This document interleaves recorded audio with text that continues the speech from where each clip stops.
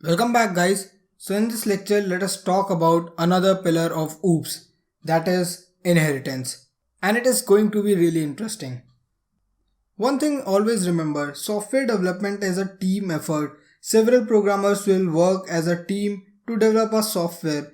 So when a programmer develop a class, he will use its feature by creating an instance, that is he will create objects for a particular class. So when another programmer wants to create another class which is quite similar, so what he is going to do is he going to write same exact clone class. That means he will copy the code and then write something from scratch, maybe writing a new class. So that means he will be taking POP approach, that is procedural oriented programming approach. So instead of writing from scratch for every function in POP approach, we just move towards OOPS approach. So what is the use if we have to write new class every time? Inheritance is the solution. If we want to write similar class having same functionality or same attributes, we can actually inherit all the functionalities, all the properties of a particular class. I gave you example of grandfather, father, and then you. That means your parents acquire functionality, property from your grandfather, and then you acquire some functionality, properties from your parents. Similarly with our program, and this is the reason that we work with OOPS approach. So we don't have to write everything from scratch. If something similar is available, we can inherit the functionality and can work over it. So back to my programmer example. So when another programmer wants to create something similar class which is already been done, so he don't need to create a new class from scratch. He can simply use inheritance functionality and can work on new functionality in a new class with all the features of our previous class.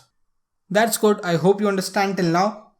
So here let me take a simple example of 3 class to talk about some words, important terms, that is. A class is the base class and the B class is called as derived class. So if we compare A and B, A is base class and B is derived class. When we compare B and C, so B is base class and C is derived class. If I take a basic example of vehicle to make you understand about inheritance, so we have a vehicle class, and then with the help of that vehicle class, we have several classes called car, bike and truck. So that means our parent class is vehicle, our car class, truck class or bike class, these are some child class. So if I talk about a relationship between them, you can use is a. I can use car is a vehicle. If that is correct, that means you have a relationship between both the classes. So vehicle is our parent class. We also call it as base class and super class. Here car is our derived class, subclass or child class.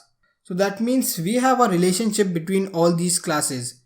If I talk about shapes, then we have a parent class called polygon, and then we have 2 classes, one is a square and one is triangle. So these 2 are child class and our parent class is polygon. So if I talk about square is a polygon, this is a right relationship. That means they are in a relationship with the help of inheritance. And if I talk about triangle is a polygon, it is also a correct relationship. Now this lecture was to give you a brief idea about inheritance. In the next lecture, let us use our atom and do some example with inheritance. So see you in the next one.